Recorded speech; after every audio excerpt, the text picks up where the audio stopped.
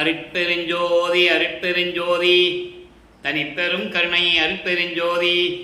எல்லா உயிர்களும் இன்புற்று வாழ்க, வள்ளல் மலரடி வாழ்க வாழ்க, பொல்லாவிரதம் குவளை எல்லாம் ஓங்குக, நல்லோர் நினைத்த நலம் பெறுக, நன்றி நினைத்த எல்லோரும் வாழ்க இசைந்து. உலக மக்களே, அறிவார்ந்த அன்பர்களே, ஆண்மநேய ஒருமைப்பாடுடைய அன்பர்களே, வல்லற்பமான கல்லிய திருவட்பாவிலிருந்து 6ஆம் திருமுறையில் இருக்கின்ற 107வது பதிகம் ஞானசரியை என்ற பாடலுடைய விளக்கங்களை பார்த்து கொண்டிருக்கிறோம். ஞானசரியை மொத்தம் 28 பாடல்களை கொண்டது. இதுவரையில் 22 பாடலுடைய விளக்கங்களை பார்த்திருக்கிறோம். இன்று 23வது பாடலுடைய விளக்கத்தை பார்க்க போகிறோம். ஞானசரியை என்பது நான் ஏற்கனவே கூறியது போல சமயங்களும் மதங்களும் மார்க்கங்களும் சாராது இருக்கின்ற ஒரு நிலை, மரணமில்லா பெருவாழ்வை பெறக்கூடிய ஒரு நிலை. மரணமில்லா பெருவாழ்வு கிடைக்க வேண்டும் என்றால் சுத்த சன்மார்க்கத்தில் இருக்க வேண்டும். அருட்பெருஞ்சோதி ஆண்டவரை இறைவனாக ஏற்றுக்கொள்ள வேண்டும். இறைவன் ஜோதி வடிவில் இருக்கிறான். ஆதியும் அந்தமில்லா தோன்றிய இறைவன், சுயமாக தோன்றிய இறைவன் அருட்பெருஞ்சோதி ஆண்டவர். அருட்பெருஞ்சோதி ஆண்டவருக்கு சாதியும் மதமும் சமயமும் என்ற நிலைகளெல்லாம் இல்லை. அதை அருட்பெருஞ்சோதி அகவலிலே நாம் பார்த்திருக்கிறோம். ஆதியும் அந்தமும் இல்லா அருட்பெருஞ்சோதி அவர். சாதியும் மதமும் சமயமும் பொய்யென ஆதியில் உணர்த்திய அருட்பெருஞ்சோதி. சாதியும் மதமும் சமயமும் காணா ஆதி அநாதையாம் அருட்பெருஞ்சோதி. இந்த நிலைகளை உலக மக்களுக்கு கூற வேண்டும். உலக மக்கள் ஏற்கனவே இந்த பிரபஞ்சத்தில் உண்டான 4 யுகங்களிலுமே, கிரேத யுகம், திரேத யுகம், துவார யுகம், கலியுகம், இந்த 4 யுகங்களிலுமே தோன்றிய சமயங்கள், மார்க்கங்கள், மதங்கள் எல்லாமே அழிந்து விட்டன. ஒவ்வொரு யுகத்திலையும் தோன்றியவுடன் அந்த யுகத்திலே தோன்றிய சமயங்களும் மார்க்கங்களும் முடிவடைந்துவிடும். அந்த யுகங்கள் அழிந்துவிடும். ஒவ்வொரு யுகத்திற்கும் ஆயுள் காலம் உண்டு. இப்போ நம்ம இருக்கிற சுத்த சன்மார்க்கத்திற்கு இந்த காலத்திற்கு ஆயுள் காலம் இல்லை, நிரந்தரமானது, அழிவில்லாதது. அப்போது ஒவ்வொரு யுகத்திலையும் தோன்றிய அந்த சமயங்களும் மதங்களும் மார்க்கங்களும் அழிந்துவிடும். ஒவ்வொரு யுகத்திற்கும் ஆயுள் காலம் உண்டு. அதே போன்று அந்த யுகத்தில் தோன்றிய மார்க்கங்களுக்கும் சமயங்களுக்கும் மதங்களுக்கும் ஆயுள் காலம் உண்டு. இதை உலக மக்களுக்கு வெளிப்படையாக யாரும் கூறவில்லை என்பதனால் உலக மக்கள் காலங்காலமாக அதையே பின்பற்றி கொண்டிருக்கிறார்கள். இந்த சமயங்களையும் மதங்களையும் மார்க்கங்களையும் உருவாக்கியவர்கள் தங்களுடைய தலைவர்களை உருவகப்படுத்தி அந்தந்த சமயங்களுக்கும் அந்தந்த மார்க்கங்களுக்கும் மதங்களுக்கும் ஏற்றபடி தலைவர்களை உருவாக்கினார்கள். உதாரணத்திற்காக சைவ சமயத்தினுடைய தலைவன் சிவபெருமான், வைஷ்ணவ சமயத்தின் தலைவன் திருமால். இப்படி ஒவ்வொரு சமயங்களுக்கும் தலைவர்கள் உண்டு. கௌபாரம் சமயத்துக்கு தலைவன் முருகன், காணாபத்தியம் சமயத்துக்கு தலைவன் விநாயகன், சௌரம், சூரியன், சாகதம், அம்மை. இப்படி ஒவ்வொரு சமயங்களுக்கும் தலைவர்கள் உண்டு. அதே போன்று மார்க்கங்களுக்கும் தலைவர்கள் உண்டு, மதங்களுக்கும் தலைவர்கள் உண்டு. இவர்களையெல்லாம் உருவாக்கி அவர்களுடைய கருத்துக்கு ஏற்றபடி, விளக்கத்துக்கு ஏற்றபடி உருவகப்படுத்தி அதற்கேற்றபடி ஆலயங்களை அமைத்து வழிபாட்டு முறைகளை அமைத்து மக்களை வழிபட செய்து விட்டார்கள். இதெல்லாம் தேவையில்லை.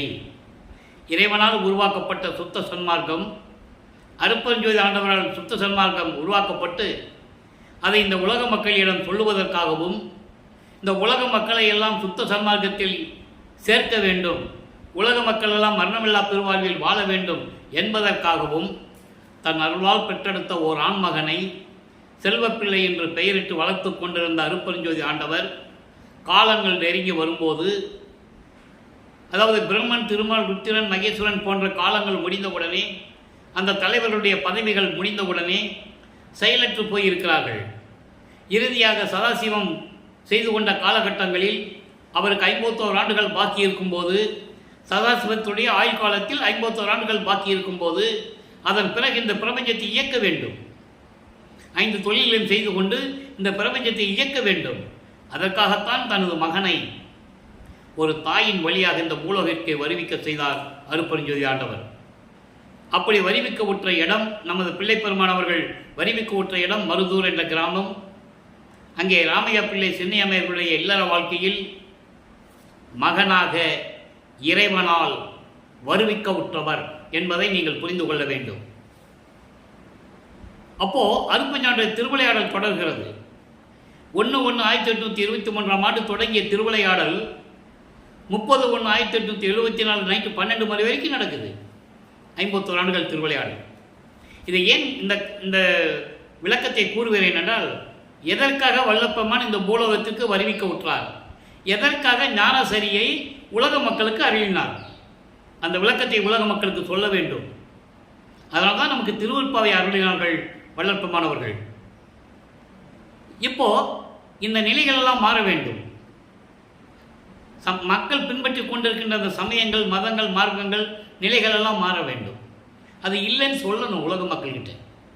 அதற்காகத்தான் தனது மகனை ஒரு தாயின் வழியாக வருவிக்க செய்து, சென்னையிலே 32 ஆண்டுகள் மக்களோடு மக்களாக இருக்க செய்து, சைவ சமயத்தையும் மார்க்கங்களையும் பின்பற்ற செய்து, அதன் பிறகு இதெல்லாம் தேவையில்லை என்று மகனை வச்சை சொல்ல வைத்து, சுத்த சன்மார்க்கத்தை கொடுத்து இந்த விளக்கங்களை தன் மகனுக்கு கொடுக்கிறார் அருட்பெருஞ்சோதி ஆண்டவர். அதன் பிறகு வல்லப்பெருமான் அவர்கள் சென்னையிலே 33 ஆண்டுகள் தோன்றும் துணையாக இருந்து கொண்டு, அதன் பிறகு சுத்த சிவஞான வெளிக்கு சென்று அங்கு சுத்த சன்மார்க்கத்தை பெற்றுக்கொண்டு, சாகா கல்வியை தன் தந்தையிடம் கற்றுக்கொண்டு, மீண்டும் பூலோகத்திற்கு வந்து கருங்கூலிலே 9 ஆண்டுகள் இருந்து, தர்மசாலையிலே 4 ஆண்டுகள் உறைவிடமாக கொண்டு, அதன் பிறகு மேட்டுக்குப்பத்திற்கு வருகை தந்துள்ளார்கள். அந்த நிலையை தான் இப்போ நம்ம பார்த்துக்கிட்டு இருக்கோம். இப்போ வல்லப்பெருமான் அவர்கள் மேட்டுக்குப்பத்தில் இருக்கும்போது என்னென்ன நிலைகள் நடந்தது என்பதை தான் பாடல்களின் மூலமாக பார்த்து கொண்டிருக்கிறோம். அந்த வகையில் ஞானசரிய பாடலை இப்போ இன்றைக்கி பார்க்க போகிறோம். இப்போ வல்லப்பெருமான் அவர்கள் மேட்டுக்குப்பத்தில் இருக்கிறாரு, அந்த விளக்கங்களை பார்த்து கொண்டிருக்கிறோம். இன்னும் நிறைய விளக்கங்கள் இருக்கிறது. சுத்த சன்மார்க்க கொடி கட்ட வேண்டும், கொடி பாட்டுகளிலே கொடிப்பாட்டிலே எப்படியெல்லாம் விளக்கங்கள் இருக்கிறது என்பதை பார்க்க வேண்டும். அதன் பிறகு பேருபதேசம் செய்வதை, வல்லப்பெருமான் அவர்கள் பேருபதேசம் சொன்னதை நாம் உலக மக்களுக்கு சொல்ல வேண்டும். அதன் பிறகு தந்தை தன் மகனோடு 2 கலந்து கொள்வதை சொல்ல வேண்டும். இப்போ ஞானசரிய விளக்கத்தை நம்ம பார்க்க போகிறோம். நல்லா கவனிங்க. பொருட்டல்ல நும் போகமெல்லாம் பொய்யாம், இங்கு இது நான் புகழ்வது என் நாள்தோறும். இங்கு இது நான் புகழ்வது என் நாள்தோறும். நும் புந்தியில் கண்டதுவே, மருட்டுலகில் இருட்டுலகில் மடிவது அழகலவே, மரணமில்லா பெருவாழ்வில் வாழ வம்பின் இங்கே.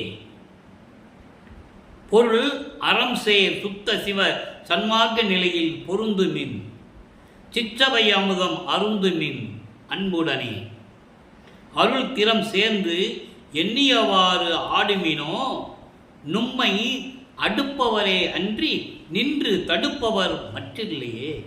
இது பாடல். இப்போ உங்களுக்கு ஞானசரி என்னன்னு விளக்கம் புரிஞ்சிருக்கும். ஏன்னா மரணமில்லை பெருவாள் தான் அங்கே வந்துக்கிட்டே இருக்கும். ஞானசரியை என்பது சரியை கிரிய யோகம் என்ற 12 நிலைகளை கடந்து 13வது நிலையாகிய திரையோதசை நிலையாகிய சுத்த சன்மார்க்க நிலை அங்கிருந்து தொடங்குகிறது. அதான் மரணமில்லா பெருவாழ்வு. இந்த சரிய கிரிய யோகம் முன்னாங்க 12 ஒவ்வொரு நிலைகளிலும் 4 நிலைகள் உண்டு. உதாரணத்திற்கு சரியையில் சரியை, சரியையில் கிரியை, சரியையில் யோகம், சரியையில் ஞானம். நல்லா கவனிக்கணும்.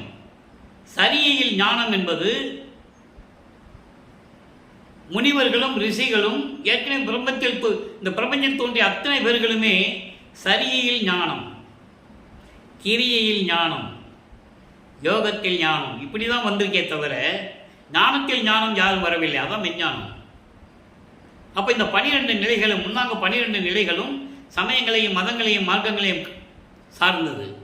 இது எப்படி கடந்தேன் என்று வல்லப்பெருமானவர்கள் ஏற்கனவே நமக்கு அருளியதை விளக்கமாக பார்த்து விட்டோம். சின்னம்பிடி என்ற பதிகத்திலே அந்த பாடல் வரும். பன்மார்க்கம் கடந்தேன் என்று சின்னம்பிடி, 12 மேல் நின்று சின்னம்பிடி. 12 மேல் என்பது 13வது நிலை.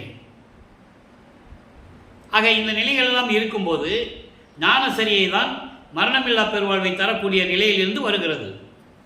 அதை இங்கே சொல்கிறாரு பாட்டில் பாருங்க. பொருட்டல்ல நும் பொருட்டல்ல என்பது பொருள் அல்ல. அப்படி பிரித்து படிக்கணும். அது பொருள் அல்ல. நும் போகமெல்லாம் பொய்யாம். பொருள் மட்டுமல்ல, உங்களுடைய அந்த உலகியல் இன்பம் இருக்கிறதே எல்லாமே பொய்யானது. நீங்கள் சம்பாதித்த செல்வங்கள், உங்களுடைய பொருள்கள், உங்களுடைய உடைமைகள், உங்களுடைய இன்பங்கள், உலகியல் சிற்றின்பங்கள் எல்லாமே பொய்யானது. இங்கு இது நான் புகழ்வது என் நாள்தோறும். இதை நான் ஏன் பூலோகத்திற்கு வருவிக்க விட்ட பிறகு இதை ஏன் நான் உங்களிடம் சொல்லுகிறேன் என்றால், அதை புகழ்வது என் என்று சொல்லுகிறார்.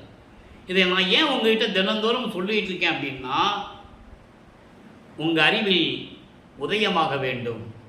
நீங்கள் இதையே நினச்சிட்டு இருக்கீங்க. நும் புந்தியில் கண்டதுவே. உங்கள் அறிவில் என்ன நினச்சிட்டு இருக்கீங்க?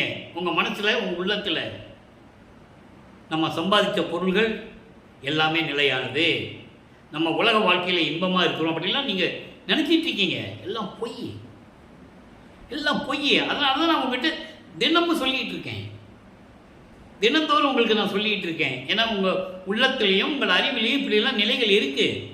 இதை மாற வேண்டும் சொல்லிட்டு சொல்கிறாரு, மருட்டு உலகீர்.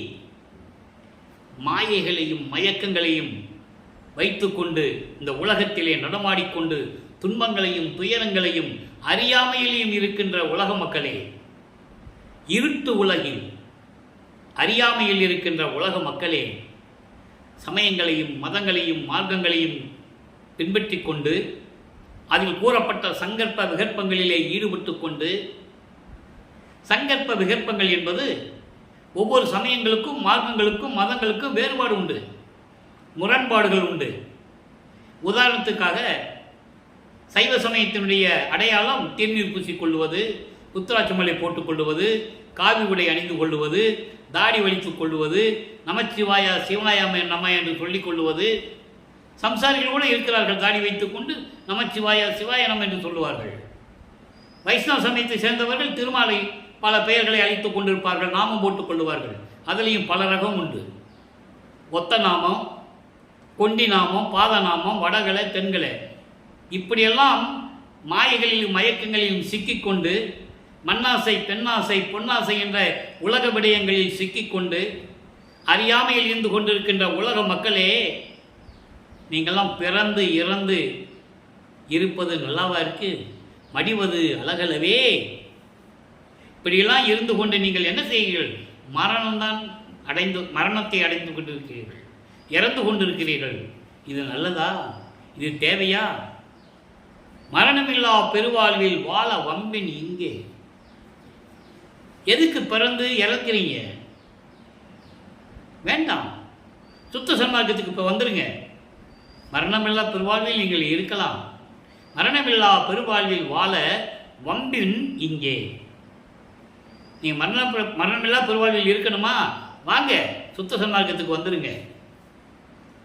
சுத்த சன்மார்க்கம் என்பது நான் ஏற்கனவே சொல்லியிருக்கேன், சமயங்களையும் மதங்களையும் மார்க்கங்களையும் சாராத ஒரு மார்க்கம், எந்த குறியீடுகளும் இல்லாத மார்க்கம், புலையும் கொலையும் தவிர்த்த மார்க்கம், ஆமிச உணவுகளை எடுத்துக்கொள்வது, உயிர்களை கொலை செய்வது, இந்த நிலைகள் இருந்து மாறுகின்ற மார்க்கம்.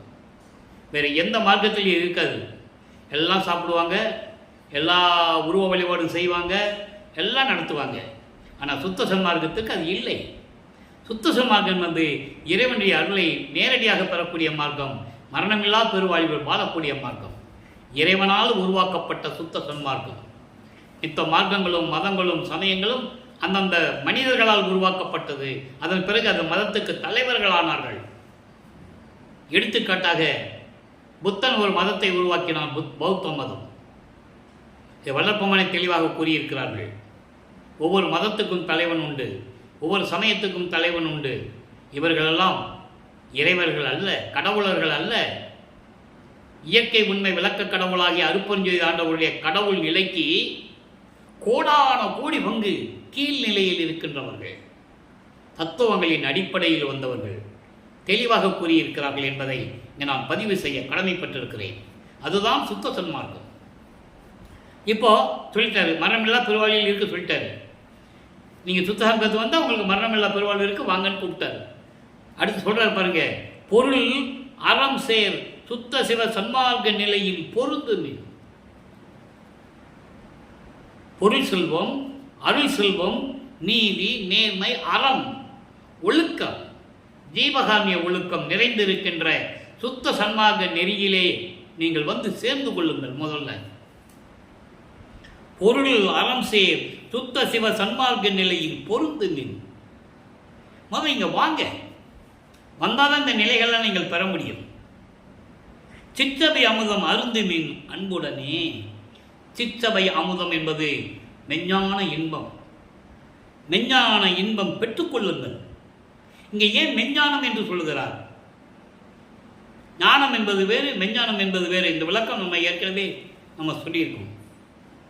சமயங்களையும் மதங்களையும் மார்க்கங்களையும் சேர்ந்துக்கும் போது ஞானத்தை பெற்றுக்கொள்ளலாம். மெஞ்ஞானம் என்பது சுத்த சன்மார்க்கத்தில் இருந்தால்தான் மெஞ்ஞானத்தை அடைய முடியும். பிரமனுக்கும் திருமாலுக்கும் ருத்திரன் போன்றவர்களுக்கே மெஞ்ஞானம் இல்லை என்று கூறுவார். நான்முகத்தோனும் திரு நெடுமாலும் மெஞ்ஞானம் என்னும் ஆண்முக கண் கொண்டு காணாமல் தம் உருமாறியும் தேன்முக கொன்றை முடியும் செந்தாமரை சேவடியும் ஊன்முக கண் கொண்டு காணாமல் தேடி நின்றார் சற்று உணர்விலே. அவங்களுக்கு மெஞ்ஞானம் இருந்திருந்தனா இறைவனுடைய முடியும் அடியும் பார்த்துருக்க முடியும். பிரமணி திருமாலனால ஏன் பார்க்க முடியல? மெஞ்ஞானம் இல்லை. அதனால உருமாறுகிறார்கள். இறைவனுடைய முடியை பார்ப்பதற்கு பிரம்மன் அன்னப்பறவையை உருவெடுத்து சொல்லுகிறான்.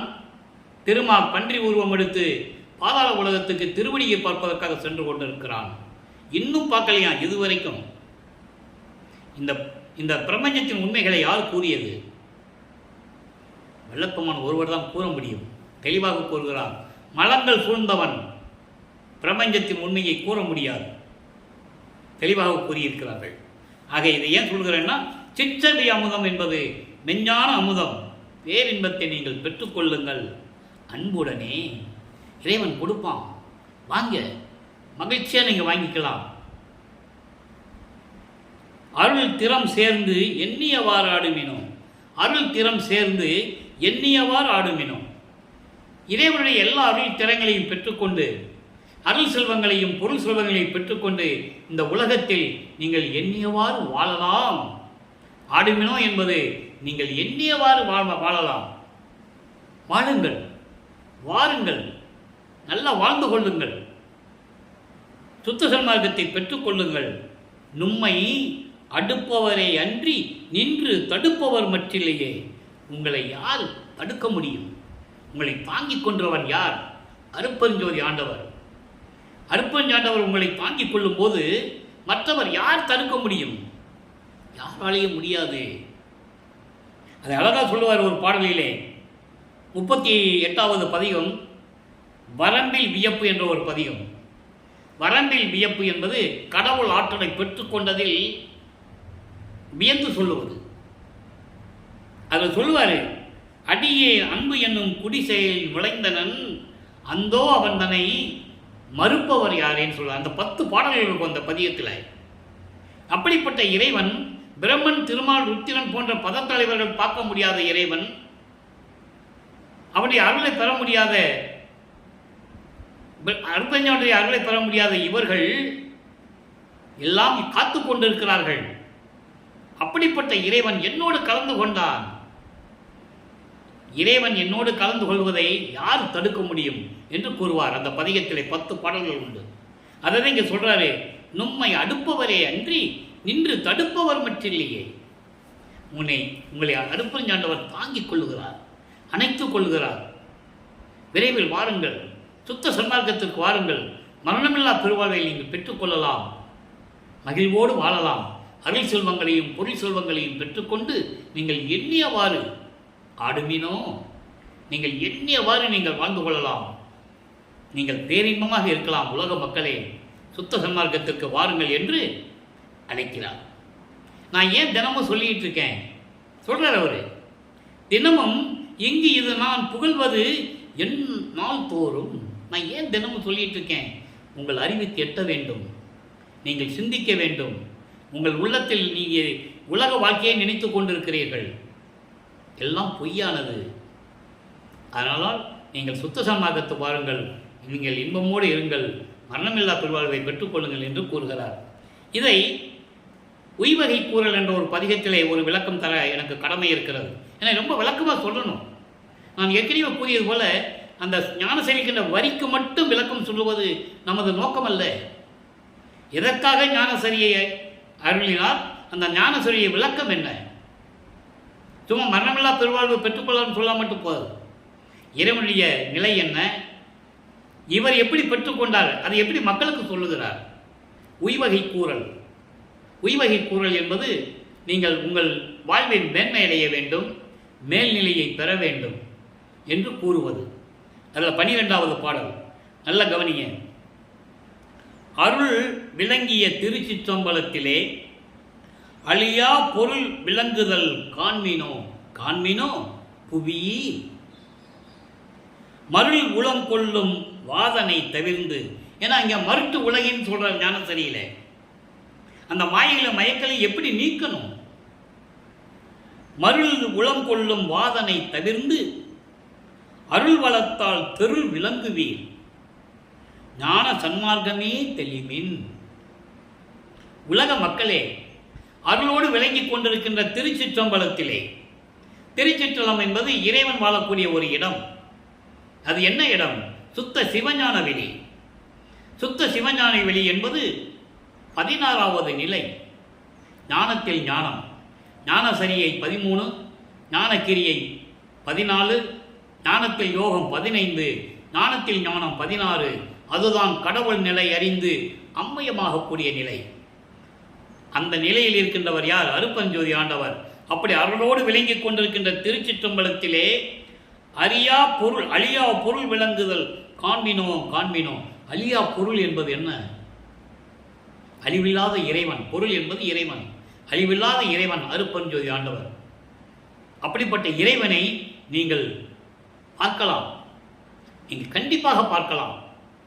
சுத்த சன்மார்க்கத்தை பெற்றுக்கொண்டு நீங்கள் சுத்த சன்மார்க்க நெறிகளை பின்பற்றி கொண்டு இறைவனை வணங்கினால் அங்கே இருக்கின்ற அழியாத கடவுள், ஆதிய மந்தமில்லாத கடவுள், சுயமாக தோன்றிய இறைவன், இயற்கை உண்மை விளக்க கடவுள் அருப்பஞ்சாண்டவரை நீங்கள் பாருங்கள். கண்டிப்பாக நீங்கள் பார்ப்பீர்கள்.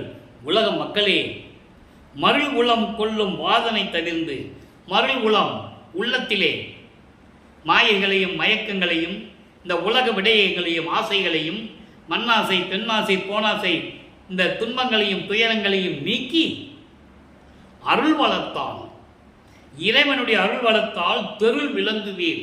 அருள் பக்குவம் அடைந்து நீங்கள் விளங்குவீர்கள். இதற்கு என்ன காரணம்? அதுக்கு வருவதற்கு என்ன காரணம்? ஞான சன்மார்க்கமே தெளிமின்.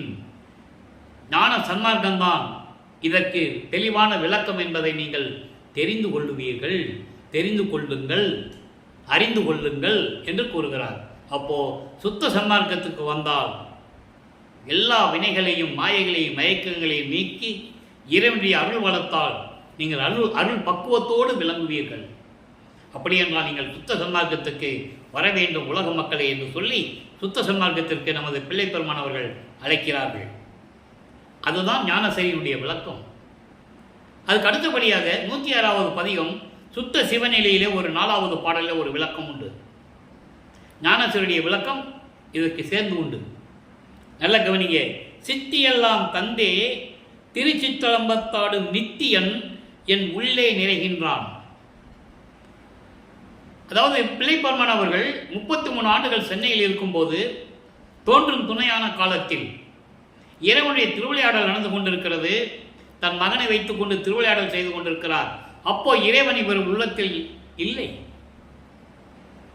அப்போ சுத்த சன்மார்க்கத்தை பெற்ற பிறகு இறைவன் தன் உள்ளத்தில் நிறைந்து இருக்கிறான் பரிபூரணமாக. அதை சொல்றாங்க, சித்தியெல்லாம் தந்து திருச்சிற்றம்பலம் ஆடும், திரு அம்பலத்தில் ஆடும். எனக்கு எல்லா அருள்களையும் தந்து அங்கே திருச்சிற்றம்பலத்திலே இருக்கின்ற நித்தியன், அது அழியா பொருள் என்று சொல்லுவார் சுத்த சன்மார்க்கத்திலே. அதற்காக இந்த விளக்கம் தர வேண்டி இருக்கிறது. அழியா பொருள் என்று சொல்லுவார். அதை நீங்கள் நல்லா கவனிக்கணும்.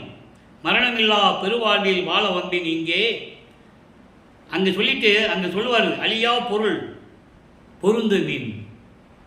ஆக இப்படியெல்லாம் இருக்கின்ற இறைவன், அழிவில்லாத இறைவன், அந்த இறைவனோடு நீங்கள் சேர்ந்து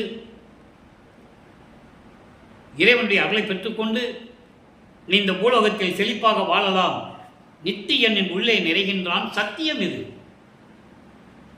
அந்தோ உலகீர் அறியீரோ, அந்தோ உலகீர் அறியீரோ. உலக மக்களே, ஐயோ ஏமாந்து போய் இருக்கிறீர்களே, இதெல்லாம் உங்களுக்கு தெரியவில்லையா? உலக மக்களே, நான் சொல்லுகிறேன், நீவீரெல்லாம் சந்தோடமாய் இருமின் சார்ந்து. உலக மக்களே, நீங்களெல்லாம் சந்தோஷமாக இருங்கள். சார்ந்து, சுத்த சன்மார்க்கத்தை சார்ந்து அருட்பெருஞ்சோதி ஆண்டவரை வணங்கி நீங்கள் இந்த உலகிலே, உலக மக்களே, நீங்கள் சந்தோஷமாக இருங்கள்.